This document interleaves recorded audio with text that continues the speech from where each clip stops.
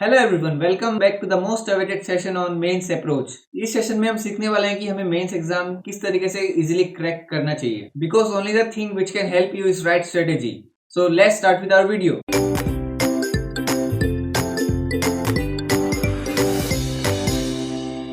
जो भी aspirants mains exam की स्ट्रेटेजी जानना चाहता है, उसका मतलब ये है कि या तो वो बैंकिंग एग्जाम के लिए एक बिगिनर है जिसने अभी प्रीलिम्स भी नहीं दिया।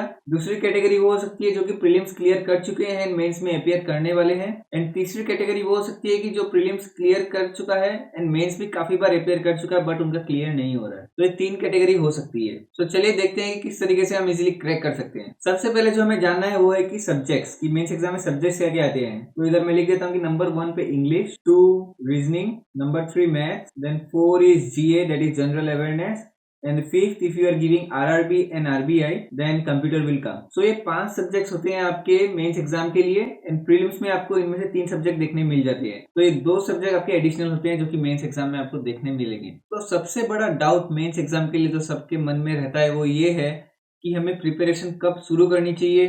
जैसे कि ये जीए एंड कंप्यूटर है तो हमें क्या प्रीलिम्स के साथ ही करना है इसे, जब हम इंग्लिश मैथ्स और रीजनिंग कर रहे होते हैं। एंड नंबर 1 2 3 जो कि इंग्लिश रीजनिंग एंड मैथ्स है उसमें भी एक लेवल रहता है। जैसे प्रीलिम्स का लेवल अलग एंड मेंस का लेवल अलग। तो हमें स्टार्टिंग प्रीलिम्स का लेवल से करनी है या मेंस का भी साथ में लेकर चलना है, क्योंकि हमें काफी टीचर लोग से सुनने मिलता है कि we should do prelims along with mains. तो ये कैसे पॉसिबल है, तो आज मैं सारे डाउट्स आपके क्लियर करने वाला हूँ। अभी सबसे पहले अगर मैं बात करूँ रीजनिंग एंड मैथ्स की, तो जो भी लोग बोलते हैं कि हमें मेंस को प्रीलिम्स के साथ करना चाहिए, उसका मतलब ये नहीं है कि आपको सीधा वो बोल रहे हैं कि मेंस लेवल के क्वेश्चन करो। सपोज आपने अगर कोई टारगेट बनाया कि आप 3 मंथ्स में एग्जाम क्लियर करने वाले हो, देन आपको 2 मंथ्स पूरा कंसेप्ट पे ध्यान देना है, जो कि मैं अपनी प्रीवियस वीडियोस में बता चुका हूँ। वो 2 महीने आपको अपना आपको प्रीलिम्स के लिए पूरा अच्छे से प्रिपेयर कर लेना है। And preparation in the sense कि आप अपना कंसेप्ट बिल्डिंग करो एंड प्रैक्टिस पे प्रैक्टिस करो, क्योंकि it is never ending process. आप जितना भी कर लो आपको रहेगा कि ये शायद कमी है, एग्जाम में मुझे और इससे अच्छा करना पड़ेगा। आपको ये फीलिंग हमेशा आती रहेगी। बट आप 2 महीने अगर कंसेप्ट बिल्डिंग में दोगे देन आपको मेंस के लिए एकदम दिक्कत नहीं आएगी। देन थर्ड मंथ आपको रीजनिंग एंड मैथ्स के मेंस लेवल के क्वेश्चंस लगाने हैं एंड वो आप तभी कर पाओगे जब आपका प्रीलिम्स की पूरी तैयारी हो जाएगी। बिकॉज फॉर एग्जांपल रीजनिंग में आपको प्रीलिम्स में 8 to 10 फ्लोर्स की पजल देखने मिलती है एंड मेंस में अगर वही चीज 16 फ्लोर्स की हो जाएगी तो उसमें डिफरेंस रहेगा खाली डिफिकल्टी लेवल का। तो अगर आपको यही नहीं आएगी तो आप ये भी नहीं कर पाओगे। बट अगर आपका फ्लोर में पूरा कंसेप्ट क्लियर रहेगा, 8 to 10 फ्लोर की आप कई सारे क्वेश्चंस लगा चुके हो अलग अलग टाइप के, देन आपके लिए ये भी कोई ज्यादा मुश्किल वाला काम नहीं रहे। एंड अगर मैथ्स की बात करूं तो सपोज मैथ्स में एक एरिथमेटिक का क्वेश्चन है 1 लाइनर, वही चीज मेंस में 4 लाइनर्स बन जाएगी। तो सबसे बड़ी टिप मेंस में मेरे लिए क्या है कि आप क्वेश्चंस को ब्रेक करना सीखें। जैसे ये अगर 4 लाइन दी गई है तो आपको इसे 4 क्वेश्चंस में बांटना है कि आप ये अपने मन में बना लो कि मुझे 4 प्रीलिम्स से क्वेश्चंस मिले। तो breaking is the most important thing. Question को आप किस तरीके से ब्रेक करते हो एंड किस तरीके से एनालाइज करके देखते हो। एंड अगर आप पहले ही घबरा जाओगे इतना बड़ा क्वेश्चन देख के, देन आपका निकलने वाला नहीं है, क्योंकि मेंस एग्जाम में सबसे बड़ी चीज है कॉन्फिडेंस। मैं खाली मेंस के लिए नहीं बोलता, प्रीलिम्स में भी कॉन्फिडेंस चाहिए। एग्जाम आप कोई भी क्रैक करो, अगर आपका कॉन्फिडेंस लेवल डाउन है देन आपको जो आता होगा वो भी आप नहीं कर पाओगे। तो बस आप अपनी प्रिपरेशन पर ध्यान दो एंड जब भी एग्जाम सेंटर में बैठो एकदम भी नर्वस नहीं होना है एंड कॉन्फिडेंटली आपको अटेम्प्ट्स करने। तो अभी मैं आपको रीजनिंग के एग्जांपल्स दिखाने वाला हूँ। इधर आप देख सकते हैं कि डायरेक्शन आपका प्रीलिम्स में आपको देखने मिल रहा है एंड वही मेंस में आपका बन जाता है कोडेड डायरेक्शन। एंड आपका सिलोगिज्म वो आपका रिवर्स सिलोगिज्म बन जाता है एंड इनइक्वालिटी बन जाती है कोडेड इनइक्वालिटी। एंड इन दोनों में कुछ ज्यादा डिफरेंस नहीं है। तो आपको क्या करना है, जब भी आप प्रीलिम्स के लिए डायरेक्शन की अगर प्रिपरेशन कर रहे हैं तो आपको साथ ही साथ कोडेड डायरेक्शन भी करनी है। अगर आपको इसमें 2 दिन लग रहे हैं प्रिपरेशन करने में तो आप और एक दिन इसमें +1 करके आपको ये भी कंप्लीट करना है। इसको 2 महीने बाद करने के लिए नहीं छोड़ना है। And same goes with syllogism and inequality. And ये जो मशीन इनपुट है ये आपको 2 महीने बाद ही करना है, क्योंकि ये एक बड़ा लॉजिकल टॉपिक है बट इसको करके काफी ज्यादा मजा आता है। अगर आपको एक बार इसकी ट्रिक पता चल गई then it will be very easy for you. तो मैं ऐसा नहीं बोल रहा हूँ कि एकदम हमें फिक्स 2 महीने बाद ही करना है एंड 2 महीने भी कुछ फिक्स नहीं है। मैं एक ऐसी एस्टिमेटेड टाइम ले रहा हूँ, तो उससे पहले भी कर पाए तो काफी अच्छा है। तो अगर आप सब कुछ एकदम फटाफट खत्म कर लेते हो, लाइक डायरेक्शन आपने आधा दिन में खत्म कर दिया एंड डायरेक्शन एंड इनइक्वालिटी दोनों मिला के आपने एक दिन में कर दिया, देन आप मशीन इनपुट को भी पहले शिफ्ट कर सकते हैं। That is all up to you. यानी तो चाइनीज कोडिंग तो आप सब जानते होगे, वही जाके मेंस में बन जाती है। जैसे अल्फा न्यूमेरिक सिंबल आ जाएंगे, उसमें नंबर्स आ जाएंगे एंड अल्फाबेट भी आ जाएंगे। तो 3 चीज रहेगी। आपको कुछ एक क्वेश्चन दिया जाएगा तो आपको ये डिकोड करना पड़ता है। आप कोई भी क्वेश्चन देखोगे तो समझ में आ जाएगा। तो ये जो हाई लेवल कोडिंग है एंड मशीन इनपुट है ये दोनों काफ़ी ज़्यादा लॉजिकल चीज़ है एंड दोनों सेम टाइप की है। मशीन इनपुट में भी आपको कुछ ना कुछ डिकोड ही करना पड़ता है। तो दोनों के नाम अलग है बट काम काफ़ी ज़्यादा सिमिलर है। तो इस पर आपको टाइम देना है बिकॉज़ आप इससे अच्छे मार्क्स फेच कर सकते हो। उसके बाद आती है आपकी डाटा सफिशिएंसी। इसको आपको कुछ अलग से करना ही नहीं है। अगर आपके प्रीलिम्स लेवल के सारे कांसेप्ट्स क्लियर है, फिर आपको कोई परेशानी नहीं है। आप इज़िली डाटा सफिशिएंसी कर पाओगे। एंड इसे मैं नंबर 1 एक मार्क कर रहा हूँ क्योंकि जब भी आप मेंस का एग्जाम दोगे आपको डाटा सफिशिएंसी ढूंढना है एंड हो सके तो इसे सबसे पहले सॉल्व करना है। क्योंकि हम क्या करते हैं हमेशा, चाहे प्रीलिम्स हो चाहे मेंस हो, हम इजी टॉपिक्स को पहले लेते हैं। एंड मेरी नजर में डाटा सफिशिएंसी सबसे ज्यादा इजी टॉपिक है क्योंकि इसमें हमें most of the time solve भी करके नहीं देखना होता, डायरेक्टली हमें आंसर मिल जाता है। बट उसके लिए आपकी प्रैक्टिस अच्छी होनी चाहिए कि आप देखते ही समझ पाओ कि हाँ ये डाटा सफिशिएंट है कि नहीं। क्योंकि इसमें होता कि आपको कुछ सपोज स्टेटमेंट 1 दे दिया जाएगा, स्टेटमेंट 2 दे दिया जाएगा, फिर और एक क्वेश्चन दे दिया जाएगा। सपोज आपको कुछ निकालना है तो पूछा जाएगा कि खाली स्टेटमेंट 1 से ये क्वेश्चन निकल जाएगा कि नहीं, या खाली स्टेटमेंट 2 से निकल जाएगा कि नहीं, या दोनों को मिला के निकलेगा या दोनों को मिला के भी नहीं निकलेगा। तो अगर आपको क्वेश्चंस के सारे एंगल समझ में आ गए देन आपको इसे सॉल्व भी नहीं करना है। Without pen and paper you can answer this questions. कभी कभी ये 3 भी आते हैं और कभी 5 भी आते हैं, तो 3 to 5 मार्क्स आप इजीली फेच कर सकते हो मेंस के एग्जाम में। उसके बाद आपको आना है coded inequality, then coded direction. आपको ये ढूंढते रहना है। जैसे ही आप मेंस एग्जाम में बैठोगे आपको स्किप करते करते सब सारे छोटे मोटे टॉपिक्स ढूंढने हैं एंड इनको पहले अटेम्प्ट करना है। देन रिवर्स सिलोगिज्म ऑल्सो, ये तो सबसे ज्यादा इजी है। एंड इसी बीच में 2 चीज बताने वाला हूँ। पहली है इनइक्वालिटी के लिए। इनइक्वालिटी में कोडेड इनइक्वालिटी को सोल्व करने की एक ट्रिक है जिसको मैजिक बॉक्स भी बोला जाता है। आप यूट्यूब में सर्च करना, आपको मिल जाएगा कोई भी टीचर से।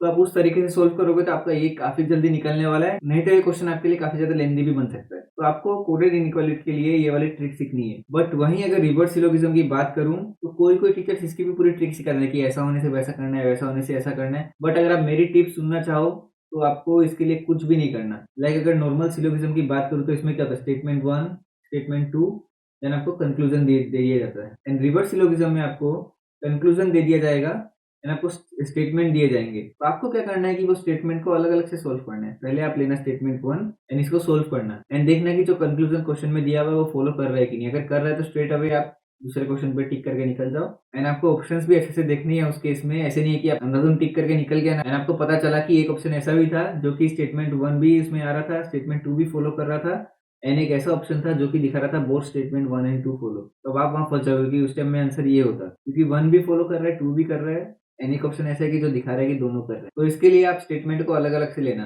कोई ट्रिक अप्लाई करने की जरूरत नहीं है क्योंकि ये ज्यादा नहीं आता, 1 या 2 आएंगे।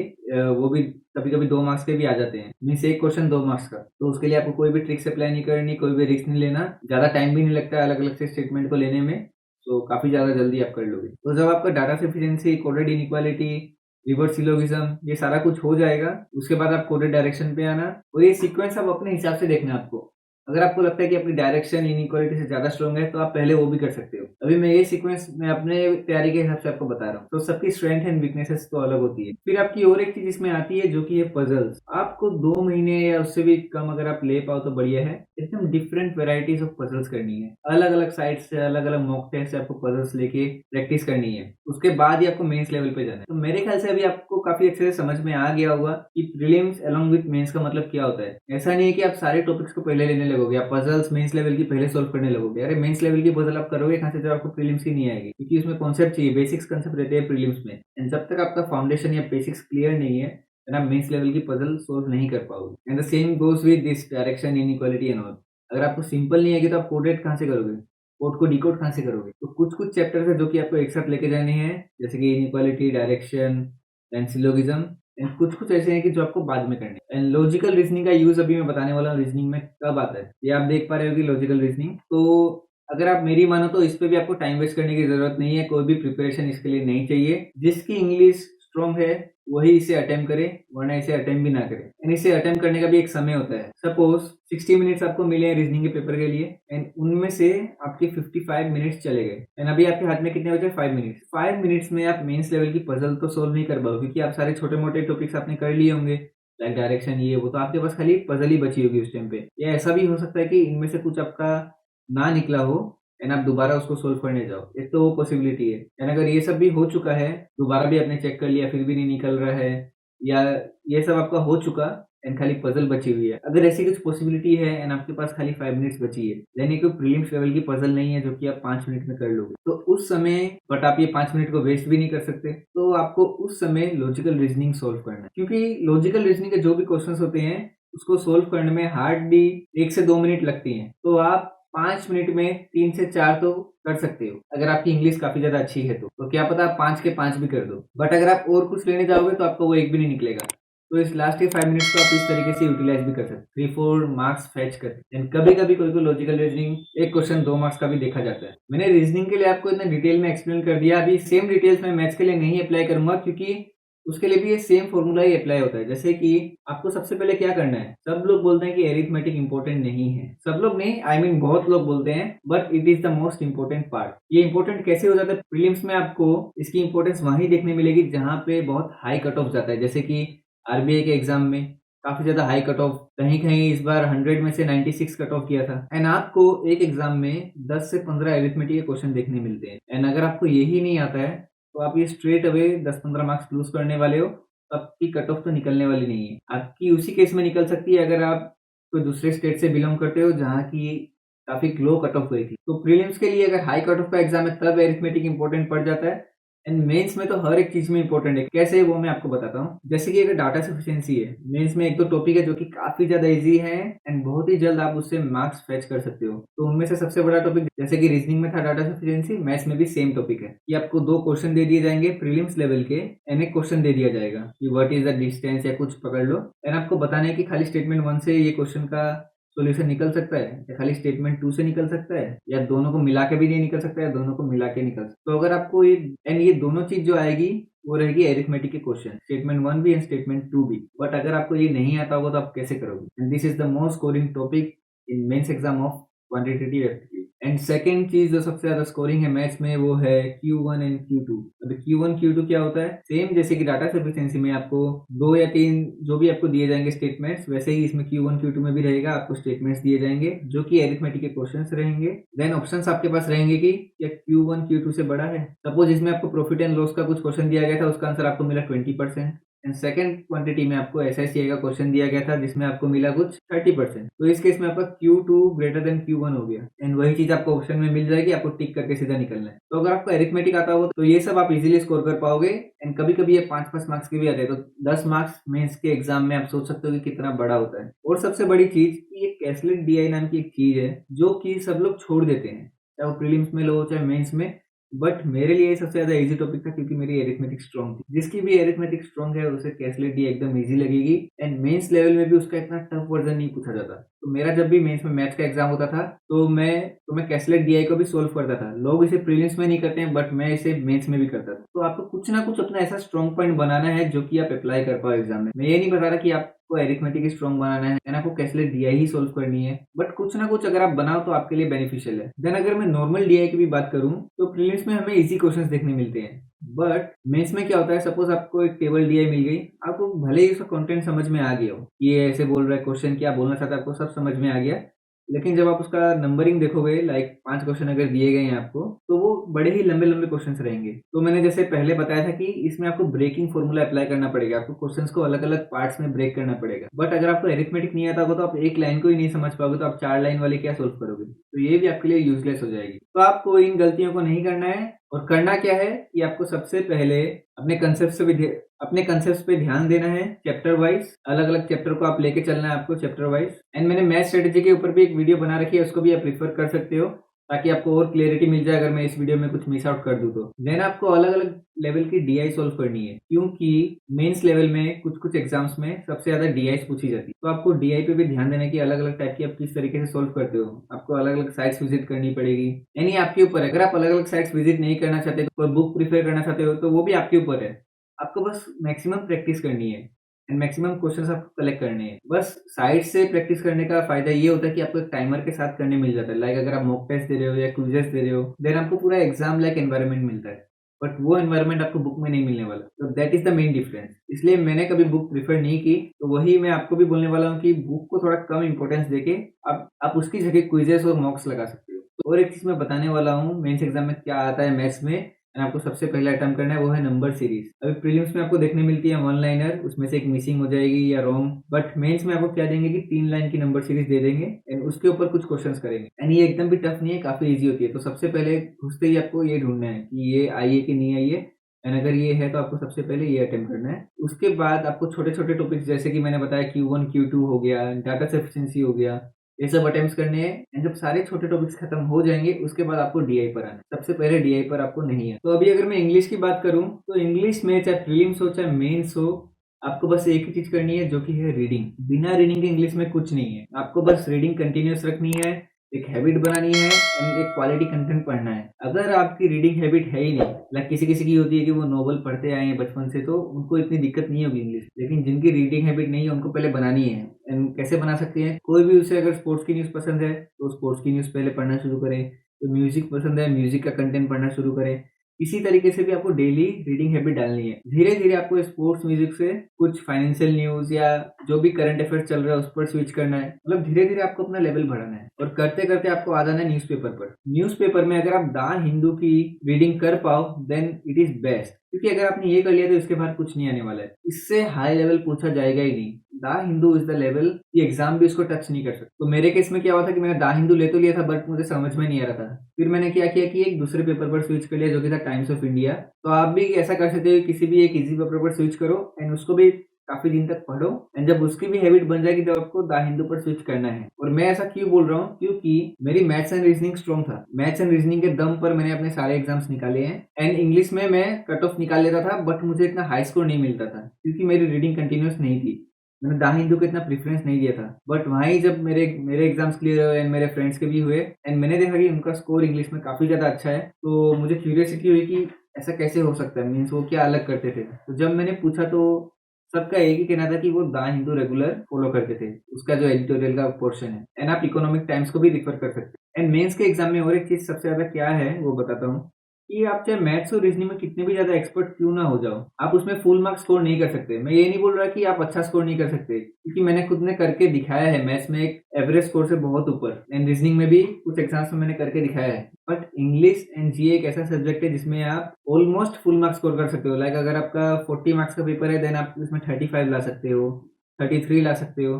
But it is not possible in case of maths and reasoning. आप कितने ही अच्छे क्यों ना हो जाओ, कितने एक्सपर्ट क्यों ना हो। इसलिए ये दोनों सब्जेक्ट आपके लिए एक टर्निंग फैक्टर हो सकता है, इंग्लिश एंड जीए। इसलिए मैं बता रहा हूँ कि एकदम आपको स्टार्टिंग से ही रीडिंग पर फोकस करना ही करना है। एंड अगर इंग्लिश की ग्रामर की बात करूँ तो जो कि एकदम वीक है, लाइक इंग्लिश मीडियम से था नहीं, तो उसे तो थोड़ी बहुत ग्रामर चाहिए, क्योंकि अगर वो पीओ के एग्जाम दे रहा है देन डेस्क्रिप्टिव भी उसको देखने मिलेगा।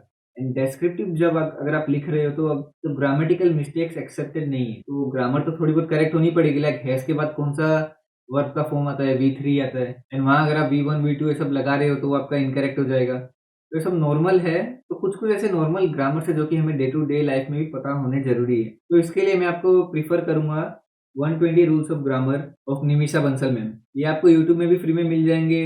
इनकी एक बुक भी है जो इन्होंने लॉन्च करी है, आप वो भी परचेस कर सकते हो, काफ़ी अच्छी है।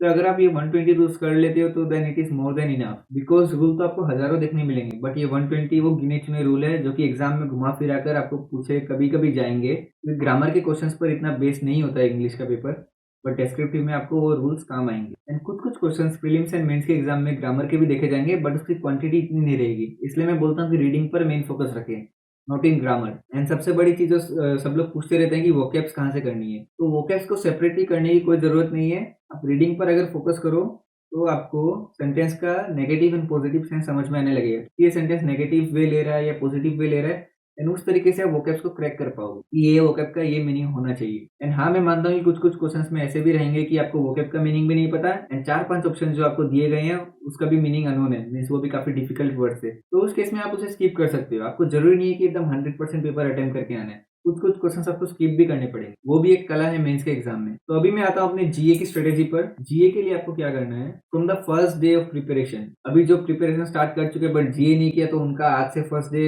माना जाएगा। तो जो भी फर्स्ट डे ऑफ प्रिपरेशन से आपको जीए अलोंग विद प्रीलिम्स लेके चलना है। एक दिन भी मिस नहीं करना। आप डेली करंट अफेयर्स अगर आप नोटबुक में नोट करना चाहते हो तो वो कर सकते हो, जो कि मैंने किया था।